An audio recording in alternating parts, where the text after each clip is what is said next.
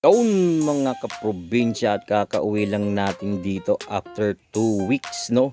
So yun, bibisitahin natin yung ating mga alagang manok kung ano na nangyari rito, guys. So ang nag-aalaga ng aking manok ay yung aking kuya. So ayan, tignan nyo na yung lugar natin. Ayan, napakasukal na, guys, ano?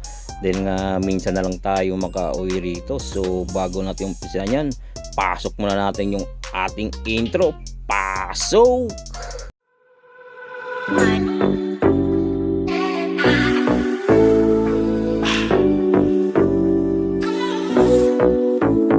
Let's go.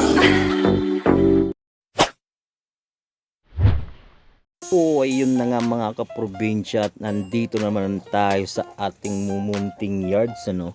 So ito nga pala yung update sa ating mga manok dito ngayon, guys, ano. So ayan, tignan nyo naman yung ating paligid, napakasukal na, ano.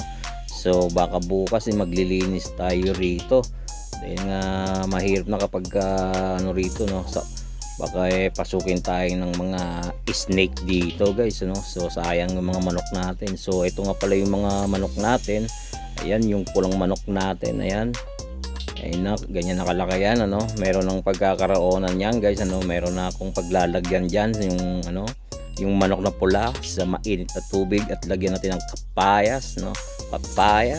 So ito nga pala si Whitebeard, mga kaprobinsya. Ayan, naglologon si Whitebeard ngayon, guys, ano. Sayang, ano, hindi natin ma-spar to si Whitebeard, ano. Ayan, oh. Ayan, hindi na, ano, mukhang gusgosin na yung mukha ni Whitebeard sa 2 weeks tayong hindi nakauwi rito, guys. So ayan ang update sa ating pinagkukunan ng ating lahi ng manok. Ito nga pala yung ating Tanaka. Ayan, balita ko ay nangingitlog na raw ito at titingnan na rin natin kung nangingitlog nga, mga kaprobinsya, no. So tignan natin dito sa kabila kung anong nangyayari rito sa ating mga ano. Yan ay na yung ating ganoy, mga kaprobinsya. Ayan, tignan nyo naman yung mukha ng ganoy natin, mukhang pulubi. Ayan, tignan nyo naman. Ayan, oh, walang ligo-ligo. Ligo yung ating ganoy, kawawa naman, ano. So bukas yan.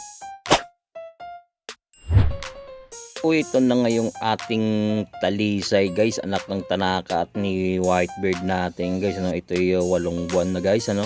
So yung first part na ito, guys, gustong makita ay nasa Facebook ko, guys, ano. So tignan nyo na lang ron sa Sasurikara, guys, ano. So add nyo na lang ako sa inyong Facebook. So ito na sa ngayon at ayan yung kanyang nanay, guys, ano. Ayan, oh. Ayan, tingnan nyo naman at titingnan natin dito dahil pinakawalan ni Otol yung ano. Ayan, oh, yung ating inahin, guys. Bali 7 sisiw yung kanyang ano, guys, no, yung kanyang nabuhay sa kanyang pangingitlog, guys. So blessing pa rin tayo at nagpapasalamat tayo sa Panginoon, guys, ano, dahil unti-unti nang bumabalik dito yung ano natin, yung ating mga alaga. So yun.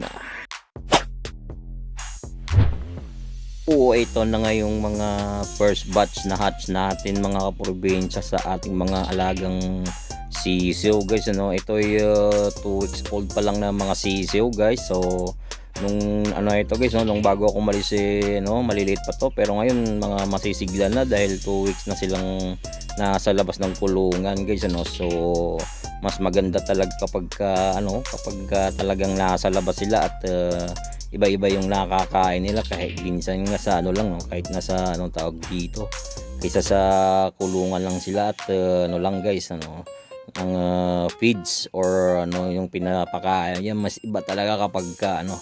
So ito na yung ating Tanaka. Yung iba natin titignan natin dito kung sure ball ba na talagang nangingitlog, no. So ayo.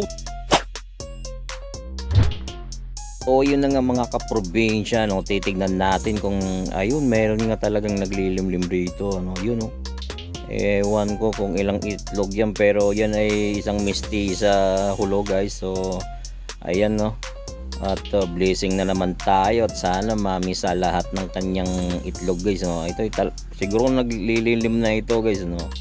Ayan, talagang sure ball na naglilimlim na. Hindi natin i-istorbe niyan, baka mapano pa yung itlog niyan, guys, ano. So hindi natin nakita kung ilan yung itlog niyan, guys, ano. So sana ay mamisa lahat.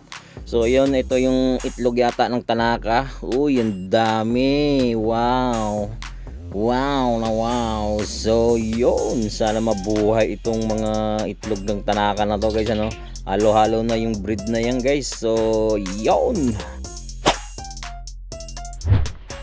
Hanggang dito na lang ating munting vlog at sana'y supportahan niyo po ang ating munting channel. So yun, at kita-kits na lang sa susunod na vlog. Yeah.